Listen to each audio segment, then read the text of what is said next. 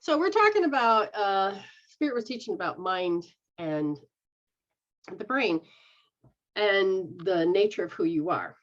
So would you have known any of those three words? I mean, you knew them separately. You knew what they meant. Yes. Yes, I did. Okay. So in the beginning, did you understand when I was talking about the brain? You knew it was in your head. Yes. Yeah, that's about it. And then when I would talk about you would think you're part of your brain. I mean, this is the old way of thinking about it, was that, hey, this is what I'm thinking. This is what I'm doing. And some people would think that their mind is the brain, but it's not. Okay. That's true. And so when you understand that the mind is different than the brain, and you understand that the mind has to do with the consciousness, and the brain holds all the levels of the consciousness to what you have recorded it as, you will move into another direction. And that simply is, well, if those are all recordings, that really my nature? What have you been discovering about that one? I've been discovering that what I thought was my nature is no, it's not at all. Okay, so kind of describe what you thought it was. Oh, well, I thought I was, I thought I needed people in my space. I thought that was part of who I was. I thought that I needed all of these things to make me happy. Ah, that's very good. Noticing it's not that I have a home and I'm I've got a husband and so that means I'm a wife or I'm a teacher. Instead, you realized it went even further. Part of who my identity was the people that was in my space. Now, see, that's cool that we can understand how everybody thinks just a little bit different. Now, how do you feel after you've done healing? Crap ton of healing. I don't need people in my space. I am in the process of starting to think I don't need all the cards that I have. I'm like, I could put those up on Marketplace. Yes. And it's like, oh, I don't need, it's like I have learned to go inside and be able to be happy with just being with myself. Yes, and she made a very good point. We started off for years when I was a young mother. I loved Looney Tunes, and so they made these Looney Tune Christmas ornaments.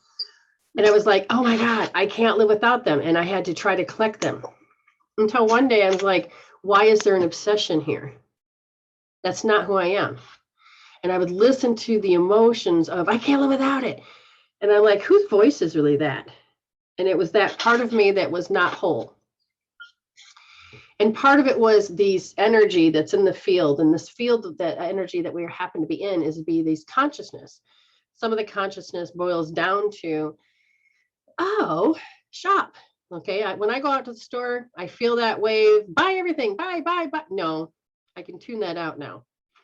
And I can decide what I want to buy. I don't have to be played on my neediness or my thing that I need to fill, or that you have to give me instructions. And so I can be different. And I could not, for a long time, I got to collect this, I got to collect that. That's me. No, it's not. That's the outside me. And I'm still doesn't make me happy. I've lost things in fires and things like this. And that's still not me. And when I started to really discover who I am, yeah, just like she said, you get 100 decks now or something like that. Pretty close, yeah. And now 89, 90, something like that. And now she's whittling down to, what did those decks represent when you first started? When I first started, they actually represented spirituality to me. Okay, so the definition of outside, this is spirituality. She wanted to be closer to it. She wanted to be a more part of it. The cards spoke to her, so she got them. Nothing wrong with that. Okay, but could she be her if she lost those? Probably not at the time, but now, like she said, now Like, I think there's like 4 decks that I'm really drawn to. And the rest she probably. And that I use all the time. Very good. And the rest of them, Yeah, see, she's weeding. She's discovering more of herself. And that's kind of what we want is the nature of who you are. What are your words? What are you thinking? What is so different? And that's what you can find. You can really find these things. But you wouldn't have got there. We can't prove it, but you wouldn't have got there if you didn't start healing. So let's talk about healing. I mean, answer that first. Can you answer it? What was that? Could you have gotten to where you're at without all the healing? Oh, God, no. How do you know that? Because I didn't know that I needed to heal. So you've noticed things in the past you've collected, and are they still there? Yeah. They're in the basement. Ah. They haven't been touched for years. I've got a doll collection. I've got a unicorn collection. I think at one point I collected keychains. Okay. I don't know where they are. So if you could, if you were to look at them, they could hold memories. But if anything happened to them, would you die without them? No. Good, good. In the past, if somebody said, get rid of your doll collection or your unicorn collection, what would you have said? Oh, hell no. And what about now if somebody said to you? Okay, how much do you want for them? Or how much are you going to give me for them? Exactly. So notice the difference in the attachment process. And it's not like you think, and it's amazing when growth. So the thing is, you didn't even know you were anything other than this happy person that had a happy life, and it was pretty good, man. And you had no idea what type of thinking you had, day to day. You may have been upset and angry, but you just thought, it's part of life. That's just the way we talk. But how do you feel when you started to notice you were losing power to those things, and it was time to heal those out? It was very eye-opening. In the beginning, it was like, oh shit, I do that. I'm losing power to this. Oh, wow, I'm losing power to that too. And when you started to notice that you're losing power, what did that mean to you? Because like I said, you're a freshly new person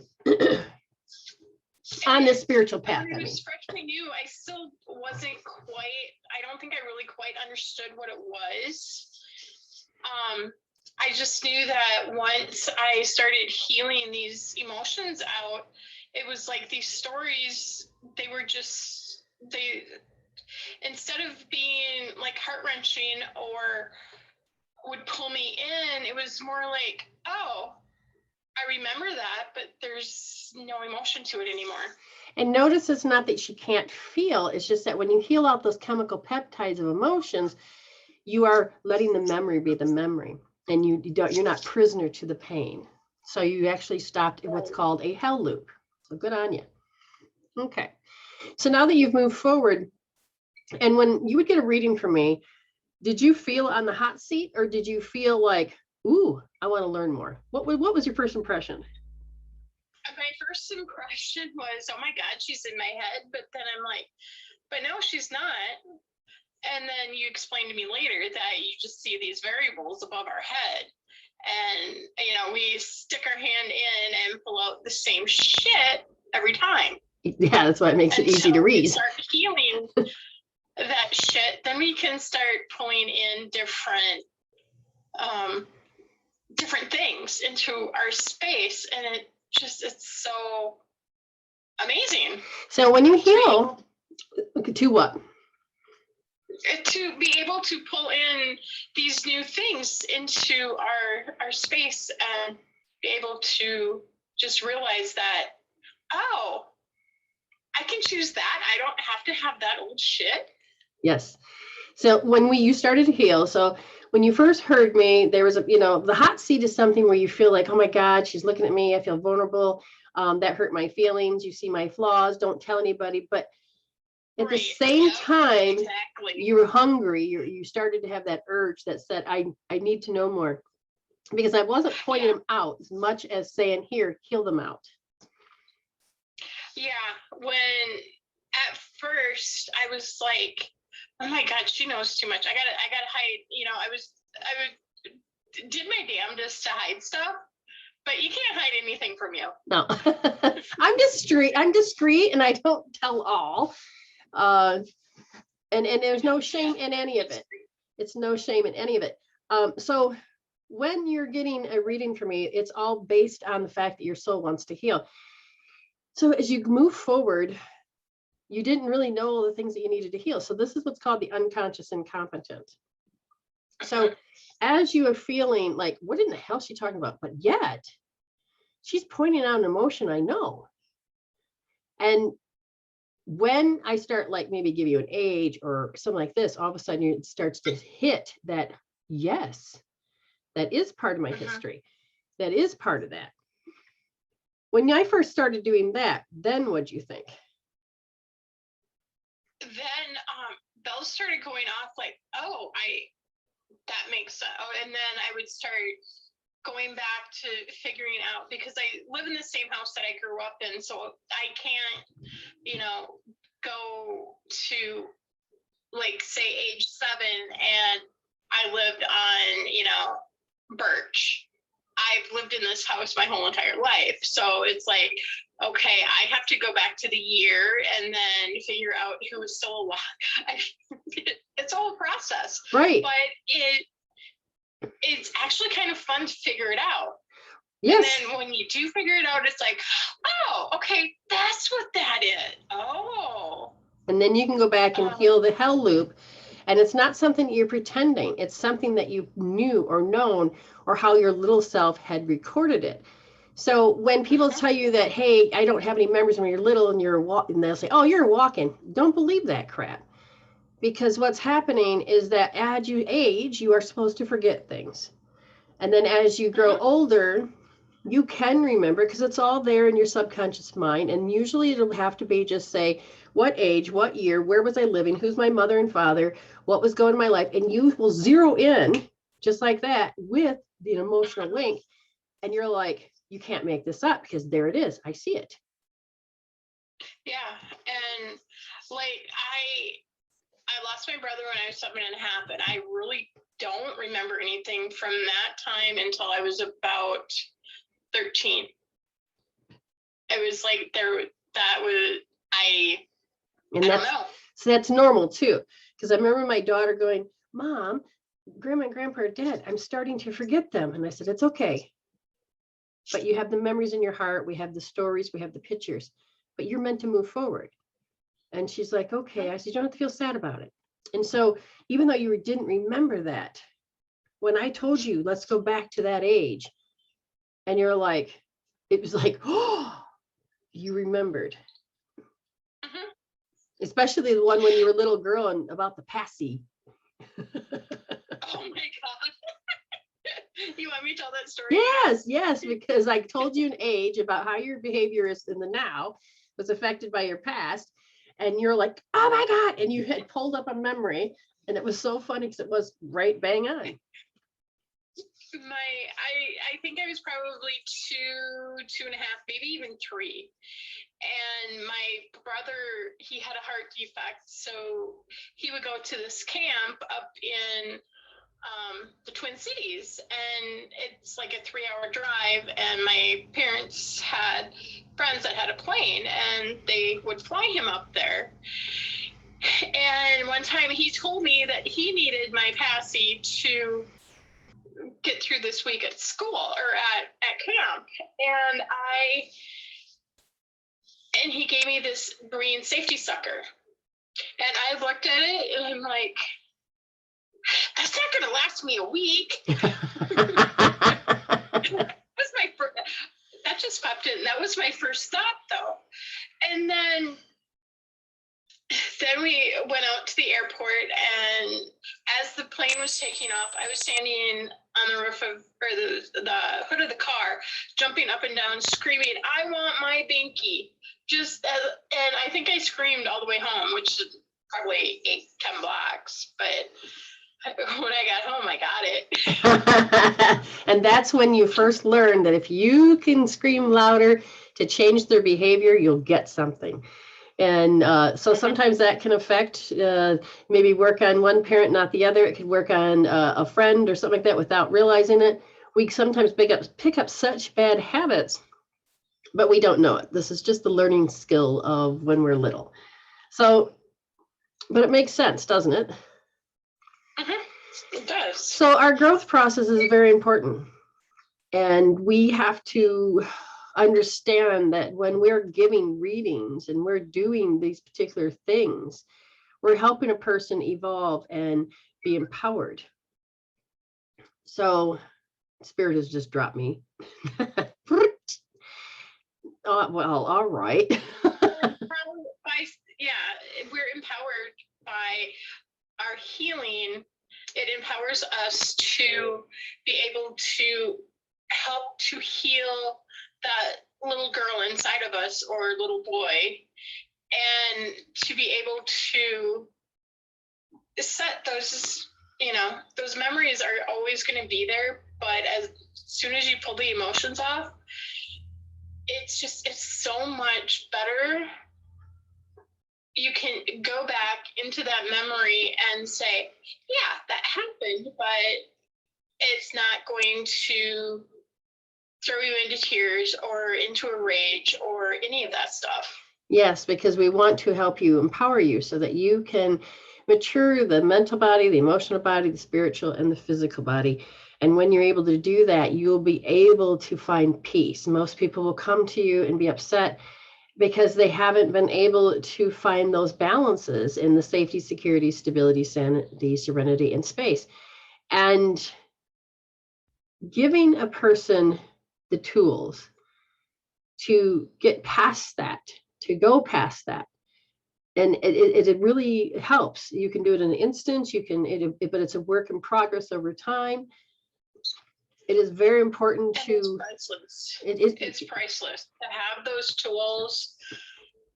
I can't tell you how priceless that is. Once I started figuring out, the different tools, it was like, oh, I don't need to go there. Exactly. That's weird, but it's yes, exactly. Yeah, it's like, oh, you mean that hell doesn't have to be hell for very long. You can get out of hell almost instantaneously with using a tool. Yeah, and it's not just a tool where people just say, hey, do this and this and that.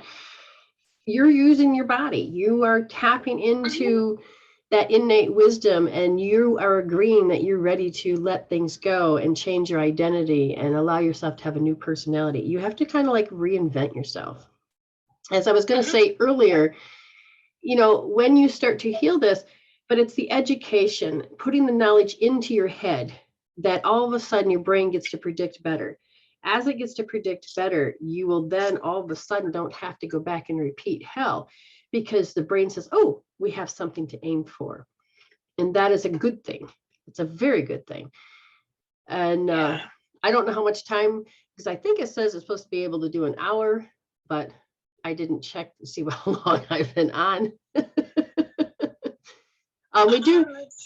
We do have somebody in the room. Hopefully that everything we're saying is making sense to you. I do my shows on Facebook, and I do put up stuff in YouTube, putting stuff on TikTok, and finally decided today that I'm going to adventure into Instagram land. So this was really good. Yeah, it is good. Yeah, but I usually do readings and things like this, and it helps a person wants to evolve out of the particular behavior that you're in. I do know, and she doesn't, if you're going to ask if so-and-so loves you, Don't bother. Yeah, I won't do that because I won't, yeah. See, that's important for people to understand too, because some people, honest to God, because I can read you deeply, yes, I can read others deeply, but at the same time, I've seen people use it as a weapon. No, I've also seen people torture themselves. No. Why? Am I holding back? No, because it's all about how the individual human, they have all these variables. And at any given moment, even though they may repeat, they may all of a sudden change that choice. Why? Because if we're over here playing in this field, it could disrupt and cause a person to change their thinking. Same thing when it comes to if we change our pattern to fit something, and then all of a sudden, because we're like, oh, we're guaranteed this works, and you go to do it, and let's say that energy is not ready or it's a false connection, then you can cause disruptions in the way the unfoldment is. So I don't just say, does he love me? Now I can grab cards. I don't have a problem with that because you can let the cards speak in a certain way. So when people want to become healers like I am, they have got to understand that if they go down that road and start to say, oh, this is what he's thinking, this is what they're thinking, you're going to be coming with a hard kickback with karma. And I can't say I didn't warn you. So you don't want to go down that road. So in that case, when it comes to things, you can take a medium like cards, and you can say, okay, so let's talk about that tree, for instance, that got cut down in your yard. So the tree spirit, did it know what was going on? Okay, now see, I can just read a tree, but we're going to use cards. And the tree said that you deserve love. Now, why would the tree say that to her? Because that's not what I asked. But the tree felt that she deserved love. And I says, well, why'd you get cut down? And it had to do with the fact that it was the timing, because they're showing me a card that the love wasn't received in a particular energy field. It was time for it to go. We like to control everything. But how did we feel about ourselves when, when it was, I'm not ready to let go of that tree. And it was just a tree, right? But it had unresolved stories with it, didn't it? Mm-hmm. Yeah. Yep, it did. Now, had you not been told about how you function as a human and how you can function as a spiritual human, or how to look at it when you're feeling like shit, what was it you were thinking just moments before? What is this about? And learning how to talk to the body as the messenger, you wouldn't have realized 2 and 2 that probably was about the tree. But little by little, what was the first symptoms when you started to notice that the connection with the tree? When the neighbors said we had a storm that rolled through and took down a whole bunch of trees and branches, and then this tree has been in my backyard for my whole entire life, and I'm guessing probably at least another 50 to 100 years, so probably at least 100 years old. And when she said she was going to cut it down, and I'm like, it's healthy, it's still producing fruit, and I think it was the home to at least 2 or 3 squirrel families. Okay, so you started to really get into the pain. Now, what gave her the right to cut down? Was it your tree or their tree? It's on the property line, so but it started out as their tree, so but it was like in my backyard. Gotcha. So now we're claiming attachments. Yeah. Okay. And I had my brothers and I had a tree house when I was little. In that tree? And there were 2 trees in there. It was like almost kind of like a pallet. Oh, wow. That went between the 2 trees. Well, I don't know. That's the memory that comes up. Is it was just, boards going from tree to tree, and we could go climb up. Now, tree to tree, that was your tree to their tree, or was it all in their tree? It was both. It was my dad asked the neighbor ladies, because they were elderly ladies when I was little. Okay, so you got permission. What happened to your tree? To put up this tree house. So what happened to that tree that was connected to their tree? The one tree, it was that I'm not even sure. That one actually, I think, fell down in a storm, Aha. which pulled the treehouse down. Okay. But we were old enough that we weren't playing in it anymore. So Okay. So now notice that you're older, and now it has sentimental value. You're looking for reasons why you don't want to lose it. What does it really represent by losing it? The finalization of what? Before I healed it out, it was like one of the last living things that I had memory of with my brother. And you were emotional. You were having dizzy spells at some point. Yeah, it was spinning me out, and I could not figure out. And I think it was having headaches too. Yeah, I think so too. Right. And I could not figure out why that was happening.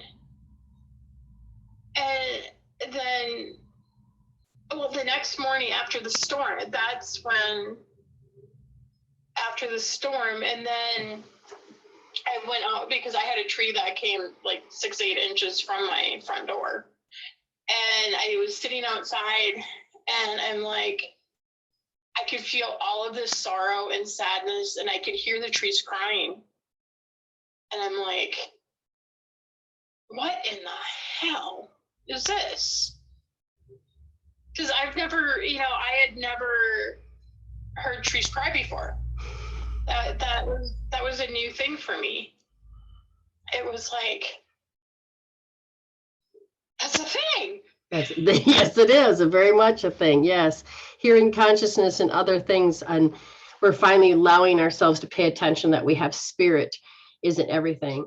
Through time, we took spirit out of matter and we threw it up and said, there, it's just God. There, that's it. But God is everywhere that I've seen. God is in everything. And when you look at these things, and when you can communicate with the trees and the plants and even rocks, it's amazing that it's a whole different level of consciousness. So you can learn a little bit of respect and use that and. But you've come so far that you now had basically you had created a closure to that issue with your brother, or that time period of when he passed. And so now you can be in a whole different space and grow from it. And so I think that tree, in a way, served a lot of purposes. And I think it was ready, even though it was healthy looking. It doesn't make sense to us. Okay, it doesn't make sense to us. But sometimes those tree spirits will already know what's happening and will leave. But if you give respect to the tree and say, I have to trim you, or I have to remove you, that tree spirit will go along the channels and go somewhere else. I did that. As soon as she told me that she was going to have it cut down, I warned the tree. Good. I said, I think I said your time is really limited, or it's short, something like that. And she said it was going to be like that same week, but it just happened yesterday. And it was like, because I woke up every morning for like a week. I'm like, okay, is this today? Is this today? Is this today? And it didn't happen until yesterday. The anticipation of that, did that make you sick or anything? The first couple days it did, yeah. But then after that, it was like, oh, okay, it knows. And then I mowed on, let's see, today is what? Thursday. I mowed on Tuesday. And it was like, I could feel that this was the last time I was going to have to mow over walnuts and all of this. And it's like, it was kind of bittersweet. Yeah, in a way. It would be bittersweet.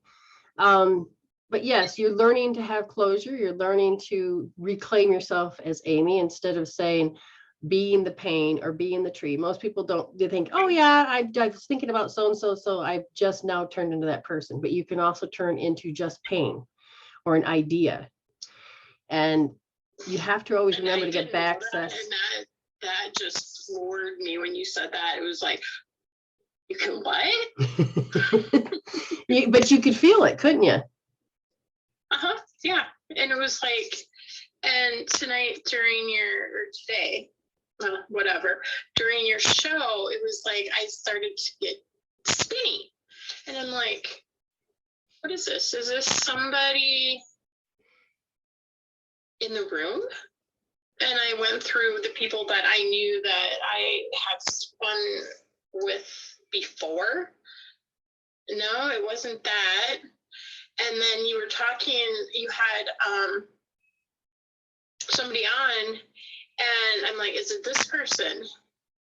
And no, and you said something that triggered me to think, oh, she's not on her axis, am I on my axis? I wasn't on my axis. I haven't been on my axis since probably yesterday morning when I woke up. Wow. Yeah, it's very important we get back on our axis. How did you know? I was spinning, and it's like, okay, when I'm on my axis completely, I do not spin. Excellent. Even if somebody like pulls me, I don't spin. But today I was spinning, and I was spinning a lot yesterday at different points in time. And it was like, what is this? Are you playing with features? I was trying to shut it off. Sorry, I was listening. I was just trying to shut it off. But yeah, you notice that because your body is the messenger. You are intuition. I am intuition into form. And when you can learn how to listen to the body, it's a messenger in intuition. You will be doing it with a very healthy, intrinsic, higher consciousness of yourself instead of just being ego, unhealthy intuition. And you swear to God, you are right. And I'm going to tell you how many people confuse themselves when they think that they're listening to consciousness when they're not. They're listening to those false selves. And that's why you don't always have to believe everything you think, can say, and feel, you know. Yeah. So all I can say is thank you for coming on. And actually, yeah, I wasn't for sure how this the first one was going to go. It was like, I hopped in the shower and I'm like, I wonder if Brenda went on or not. And then I saw your message and and then I went in and refreshed. And, oh, she's live. Okay. And then you're talking and like, yeah, I'll hit that button. Yeah. Didn't even know that was an option, but I like that. So it's funny because I hadn't explored Instagram in a long time. And Spirit kept telling me, well, you know, they allow you to do it for an hour. And I said, yeah, but they don't ever save it unless they've changed that feature.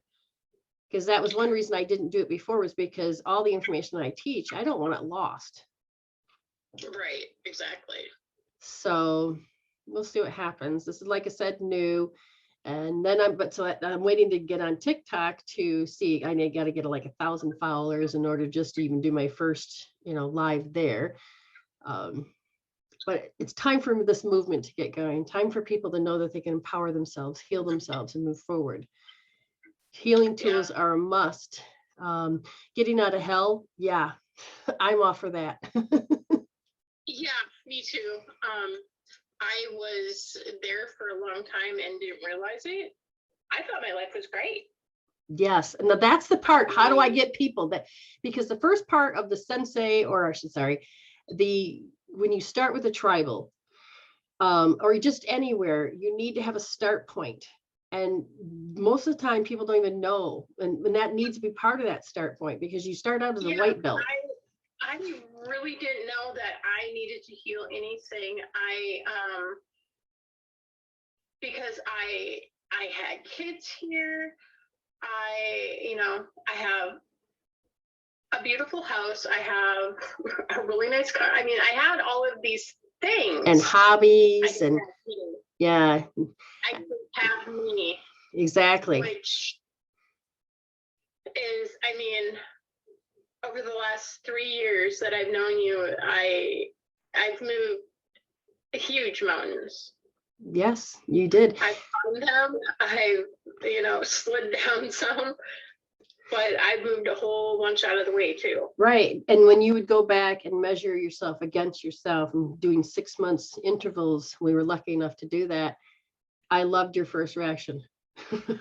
Nobody's home. There's nobody home. There's nobody home. It's moving. Probably, I'd say even in January, at a certain point, yeah, I was halfway home, but I still wasn't quite home. Yeah, you had to have a little bit of instead of a whisper, you had to go towards the bitch slap. And sometimes we have to have those to get to the raw and heal the raw energy. But once you do, and you really are determined about changing your life, what you put into yourself is what you'll get out of it. And you become a happier, healthier human, a spiritual human. And so you'll then start taking leaps and bounds in that ascension aspect, putting spirit back into matter so everything matters in a very healthy way. So I think I'm running out of time. I think I started around about 50 minutes ago or less. I don't know. But thank you so much for coming on and helping me. And I'm hoping to do more of these lives one way or the other. And I'll have to pick a better time to do it, to find out where, and well, to get to know my Instagram friends, peeps or followers. I'm not even sure what they're called, but I'm willing to do it. I just have to find a scheduled time for me to do it. So thank you again. You'll start to hear my taglines if anybody's listening, and me and Amy know these quite well. Resolve to evolve. Heal instead of deal. You can heal that. Feel it to heal it. And when in doubt, grab a tool and heal it out. And heal it out. And so again, thank you, Amy, for coming on and help me with this first time here. And we'll hope to do this again, maybe down the road. I just know that Medicine Woman Solutions is ready to really adventure out. So thank you so much for coming on. I'm not sure how to sign off. Like I always say, do your best to stay blessed, because I already see you whole. Bye.